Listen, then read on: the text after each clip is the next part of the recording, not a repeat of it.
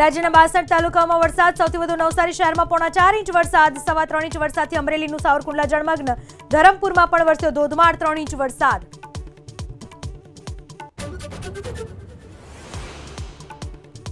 સુરતના કોસાડની સોસાયટીના બેઝમેન્ટમાં ભરાયા પાણી. આખું બેઝમેન્ટ પાણીમાં ગરકાવ થતા 50 થી વધુ વાહનો ડૂબ્યા. લિફ્ટમાં પાણી ભરાતા વીજ પુરવઠો કરાયો બંધ.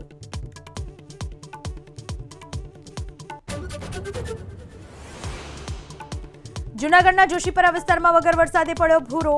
ખલીપુર રોડ પર રસ્તો બેસી જતા ટ્રકના ટાયર ખૂંપી ગયા. વરસાદ પહેલા રસ્તાની કામગીરીની ખુલી પોલ.